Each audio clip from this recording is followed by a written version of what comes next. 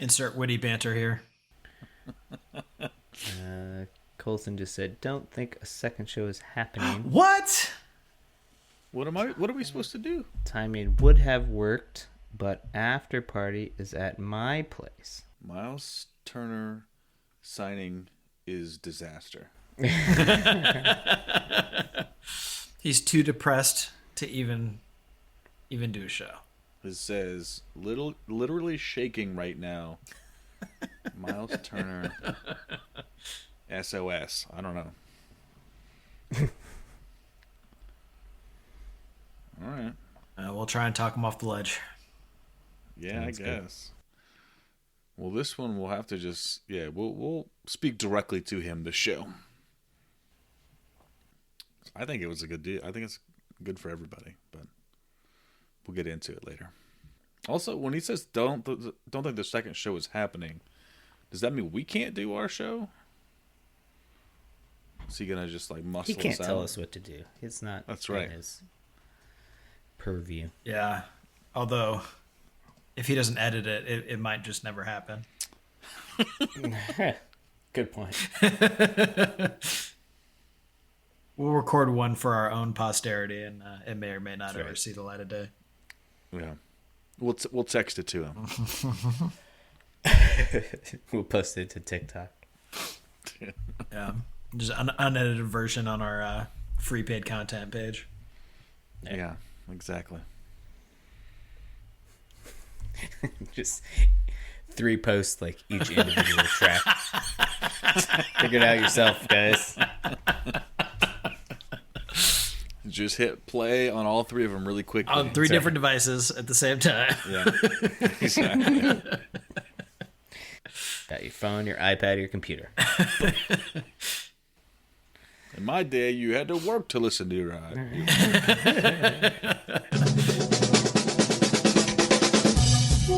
Yeah, so just prepare to...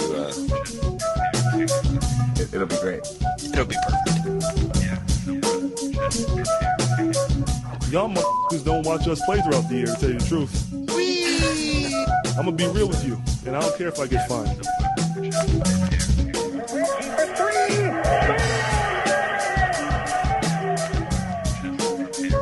I got my sweet jerk box with some strings on. That train is off the track. Who doesn't love the bouncy castle? Hitler. Just prepare to... so just prepare to be awash in undebeatable goodness. Welcome, Pacers fans. You are listening to the Undebeatables, your semi-weekly Pacers podcast. Today is January 29th, 2023, and this is episode 629. Coming to you from Indianapolis, Indiana, I'm your host, Joey Gaffrida, the man behind the dials. This show, we're going to discuss a 1-3 week of Pacers basketball with games against Chicago, Orlando, Milwaukee, and Memphis. Joining me this show are 2 of our 3 analysts, coast to coast, like buttered toast. First, from the high school home of Jamison Brewer, Silver Spring, Maryland, it's the doctor, Jason Triplett. What is up, Pacers fans? What is up? Undebeatable. Shout out to the bartender who had better things than rejoice in what is a great week for the Pacers. Shout out. Shout out. And from Boise, Idaho, out west, it's our enforcer, John Harper. What is going on, fellas? Shout out Memphis this week. Tough week out there. Thinking of you guys. Absolutely. Before we start the show, we'd like to remind listeners they can support us, the longest running Pacers podcast, by heading over to patreon.com/undebeatables. And you can support our show for as little as $1 per month. Every little bit helps. And if you can't, you still get this for free. So, everybody wins.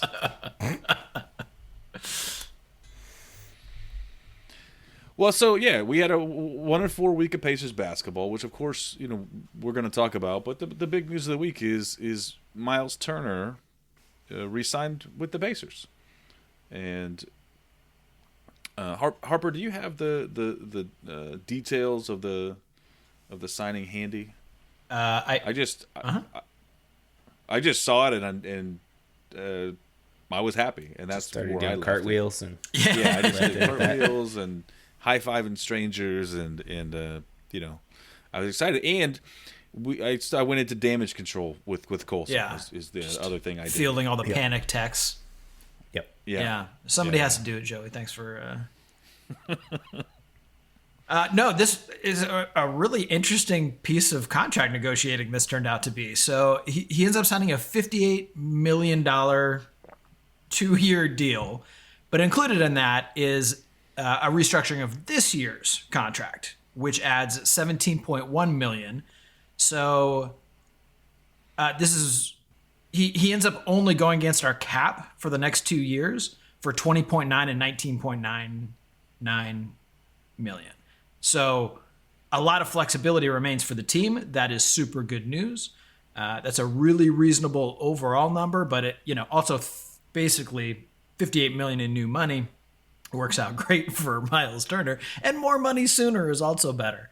The only real losers here are the 14 other members of the roster who weren't going to get that money because we were actually under the salary floor. But I'm sure everyone is cheering Myles, and he will take them out to a very nice dinner for their $1 million contribution to his retirement fund. Yeah, no doubt. I didn't even know this was a possibility. Yeah, I didn't either. I had no idea. Renegotiate a contract clever. this way. But this is absolutely brilliant. Like, we're basically paying him what we were paying him under his current contract just for another 2 years. So, when we discussed, the options surrounding extending Myles Turner, we were speculating that there was a line in the sand as far as salary goes for the next 2 years that the Pacers were not willing to cross, and that Myles Turner was willing to accept, and we hope those numbers overlapped a little bit.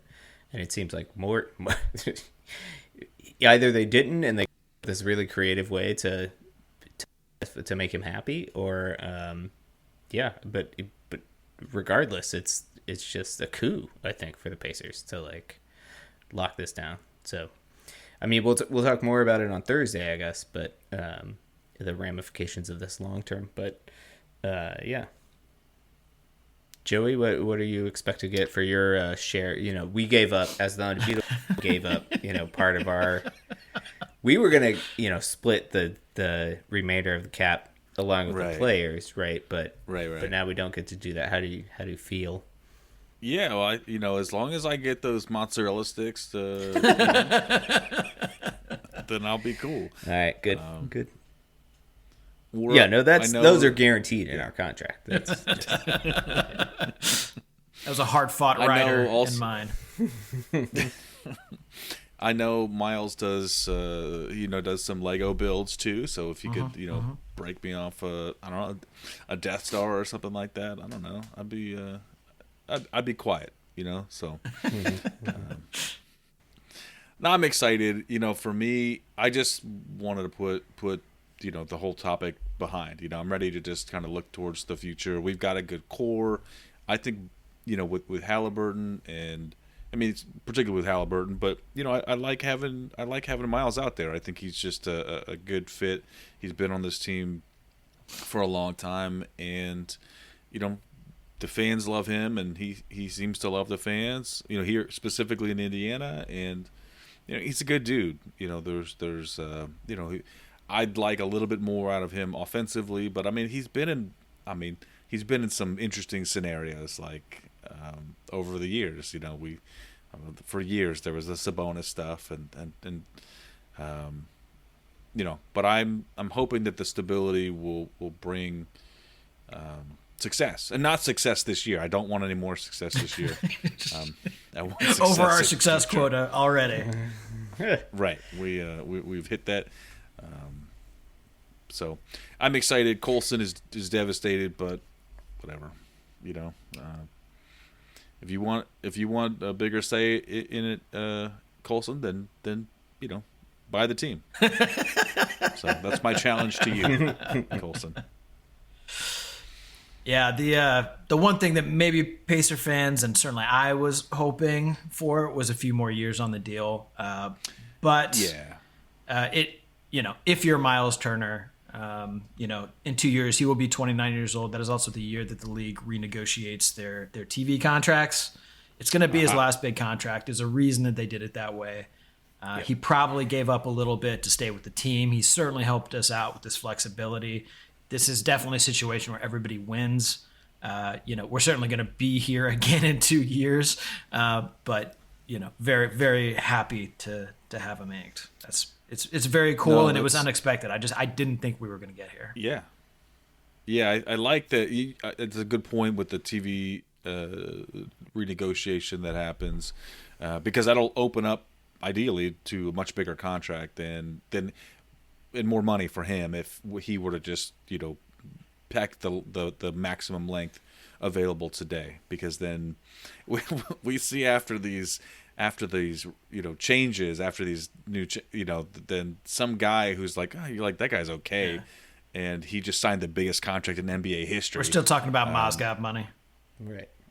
Yeah, I mean, stuff like that where it's like, you're like, all right, that guy's fine, but like, he's making more than Steph Curry, he's making more than LeBron, he's making more than God, and that's how that stuff goes. So he could be making Mozgov money potentially in 2 years. So shout out to Mozgov. Right, and we'll get more into that in the Thursday show, and I think what this means for the team moving forward. But for now, I mentioned the success that I think that I'm hoping we capped out on this year, and pretty much looks like it. We the last let's see here, last 10, let's see 7, we've won 1 and 11. Is that right? 1 and 10 in our last 11. Okay. Yeah. So we won one. Yes, we've won 1 game in our last 11. So we're 1 and 10. But of course, the Bulls. The Bulls were the one team that we did take down, and we played them Tuesday, January 24th, and beat them 116 to 110. And this game was mostly Bulls all the time until the last few minutes of the game. Pacers fought back and took it. Standouts this game: Myles Turner, 26 points, 7 rebounds. TJ McConnell, 20 points, 10 assists. He's still starting with Halliburton still out, and Benedict Mathurin, he's putting up some numbers. 26 points for him today, or this day against the Bulls. DeMar DeRozan dropping 33 on us. Vucevic, 20, and a pretty nasty dunk I saw as well. Wednesday, January 25th, Orlando up against the Pacers in Orlando. And, well, as I alluded to, Pacers did not win this game, 126-120. This one was pretty close by the end, but we were not there much of the game. I felt like it was closer than it's on the score sheet than it was, in my heart. But I think that the fun part about this was the Palos Banchero and the Benedict Mathurin going back and forth. Both of those guys wanted to show who was the top rookie, and I mean it was close numbers wise at least. Benedict Mathurin, 26 points, 3 rebounds, 4 assists, a steal and a block, and Banchero, 23 points, 3 rebounds, 4 assists, 2 steals and a block. So advantage Mathurin, but not by much. But that was a fun one. At least that was my favorite battle to watch. The Bucks were the next opponent. Pacers taking on Friday, January 27th at home. And Pacers gave up 45 points in the first quarter, 40 in the second. And only 29 and 27 to round it out to give up 141 to our 131. We did put in 43 in the third, but not enough. As you can imagine, there are a lot of big numbers on the Bucks side. Giannis had 41, Drew Holiday 20. Everybody in double figures, basically. Yeah, 7 guys. We stopped no one. No. Surprised it's that low. Even a little bit. Yeah, no. Yeah, seriously. Myles Turner did have a good game, 24. Buddy Hield dropping 22. And I guess the 5 Pacer starters and Benedict Mathurin all in double figures, but the first number of the double digit was usually higher on the Bucks side. And the last game of the week, just before this show, Sunday, January 29th, Pacers lose in Memphis, 112 to 100. And Pacers had strong showing for a big chunk of the game. But, with the climate right now, not real. I don't think anybody's mad at the Grizz for winning. So, John Morant gets 27, Jaren Jackson Jr. 28 for the Grizz, and Mathurin again 27 off the bench, outscoring all of the Pacers starters by a chunk. So, Pacers mostly continue their slide. This is where Coalson says we. Overall, Jason, I think you mentioned that the Pacers are not even in the play-in now, and I think we're squarely in the dead zone of the not having a great pick and not getting any of the benefits of the playoffs. We're hoping to get to get Halliburton back within a few weeks, which should right the ship, hopefully. Well, even sooner, hopefully. Reports are he's going to return to practice this week and maybe even play by the end of the week. So the case for Tyrese Halliburton as an all-star, I think, has been made loud and clear over the last 3 weeks, where the Pacers have gone 1-10. Like we don't look like the same basketball team at all. This week was brutal to watch in some ways. I mean, I didn't catch a ton of action, but the box score sort of tells the story. There's not a lot of defense going on. You give up 85 points to any team. I mean, including the title contender in the Bucks in the first half, you're just in a bad way, right? It's hard for you to win games. We faced a tough Memphis team today that we had a great first half and we're in control of things, but that team is was on a 4-game skid, I think. And obviously, as Harper mentioned, over the weekend over the past week had a lot going on in Memphis that they were playing for and trying to get a win for that city, and they really dug deep, and they deserve credit for really bottling up the Pacers defensively and like sometimes silly and aberrant turnovers down the stretch, and the Pacers could not get back in that game. They really bottled up Buddy Hield in the second half. Bright spot this week is Mathurin, like you said, Joey. He, if you look at his splits, he came out of the gate really hot, kind of cooled off in December, but now he's back up to his pre-slump, if you will, numbers or whatever, and he's getting, what did he have? Over 20 every game this week, almost 25 every game, which is just incredible for a rookie in this league. Like I think, even though statistics are drunk this season as far as like points go, it's still an impressive thing to do in the NBA. And to put it in context, they showed a stat during the game today where they put up the most, the league leaders in fourth quarter free throw attempts, and it was Giannis, LeBron James, and Benedict Mathurin is third in the NBA in fourth quarter free throw attempts. So that's pretty good company. Yeah, very good. And I think I saw today that he was first among rookie in points, second in points per game to Paolo. I mean, this is him playing not nearly as many minutes as these guys, right? We're keeping him on a minute timer. So he's like, sixth in minutes or something among rookies. He's fourth in, 3-point shooting. I mean, just an incredible year for him so far. And he's kind of shooting the three like crazy, you know what I mean? He's going to get so much better at that. So much better. Yep, and his playmaking will improve too. He's a downhill player, and he works really hard getting to the rim.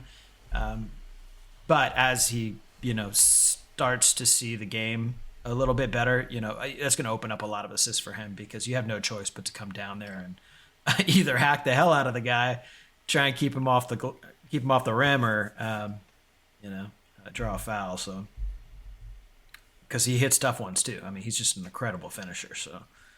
He's going to continue to make this team better over time. Certainly, we have missed Matherin's or Halliburton's distribution the past couple weeks. It shows in a big way. But over time, I think injuries to Halliburton will be less detrimental as Matherin becomes a little bit better of a distributor. Hopefully, kid's got a ton of talent. He's doing a lot of things really well. Yeah, no, absolutely. I mean, him, and we're asking a lot out of Andrew Nembhard these past couple weeks, ball handling wise and play creation wise, and it just goes. We have a ton of young guys out there every game, and it's really shows on both ends of the floor. There's tons of turnover. The reason that we won that Chicago game is we actually took care of the ball, right? I mean, 6 turnover was a game, and the effort is there every night. These guys are bringing effort on both ends of the floor, and they never stop playing hard. That's how they, keep making these comebacks, right? As teams sort of get up 10 or 15 or 20 even, and then the Pacers claw their way back into it just through sheer will, basically. Yeah. And that should be applauded, But it only gets you so far, and then, even the Orlando game and this Memphis game, it was not enough to come back. Yeah. I mean, we came out great in the Memphis game. We were up, 15 points in the first half or something, but they came out and just put it on us in the second. Morant triple dubs on us. That kid is so special when he turns it on. But yeah, I mean, the effort was there all week, and it's great to see that these guys aren't, just out there rolling over because, Halliburton's not out there to lead them. I mean, that lets you know that leadership is coming from, multiple places, multiple people, and that's a really good sign for a young team. Shout out to Isaiah Jackson in that Grizzlies game too. Had a good outing today. Yeah, dunks over Jaren Jackson Jr. on the lobs, which is super good. A couple blocks at the end there to force a 24-second violation. Yeah. Turner had a big dunk today too. Passed on a 3 and drove the rim. Skied it. That was awesome. He was feeling himself for some reason. I don't know why. Yeah. It's amazing that he can jump that high, even though his wallet is weighing him down so much.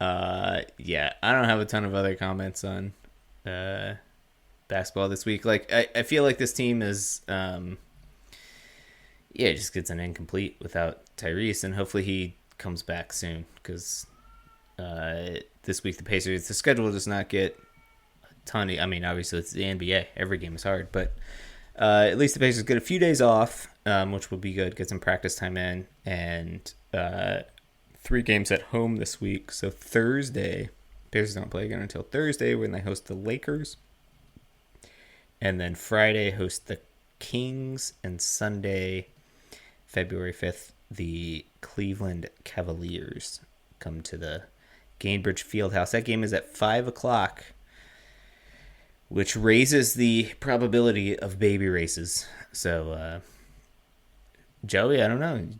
I know you're not a season ticket holder, but get Wei Win down there. Get him, Yeah. try to get him registered. Like, get one of those.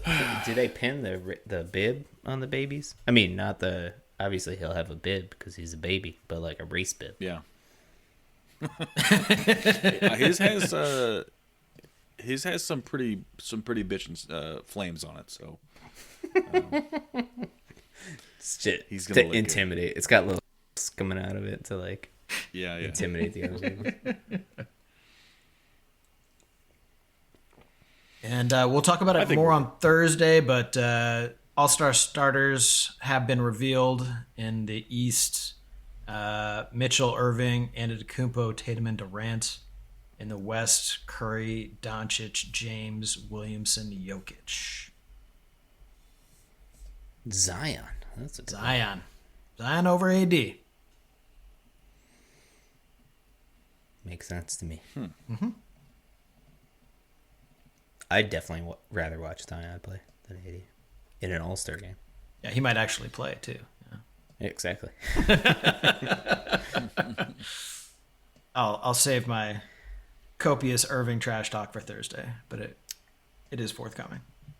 Oh yeah, of course. So what are you guys predicting for this week? 3 games, all home games this week. What do you got, Joey?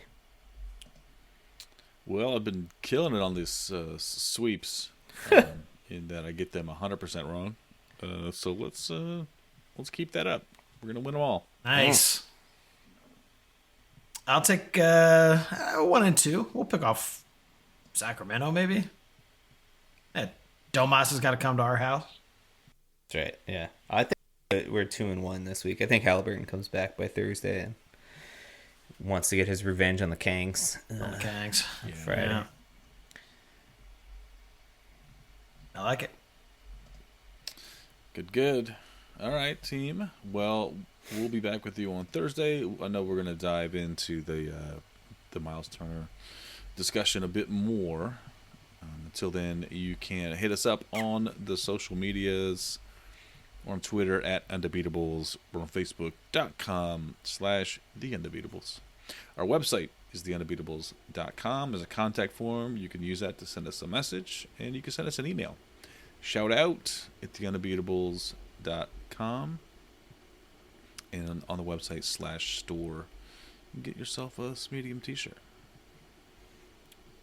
Oh yeah, Coalson's not here. And for the architect, Donnie Walsh, and apparently Kevin Pritchard and Chad Buchanan with this Myles Turner deal, and our once and always Hall of Fame head coach Bobby Slick Leonard. Turn out the lights. The party's over. Little Elvis-y there at the beginning. I like it. A little bit, yeah. I had no idea what I was doing. Yeah. That's the secret to the whole I guess outro. that's true. Yeah. It's the magic. You live in the moment. Yeah. Like microseconds. Yeah, for sure.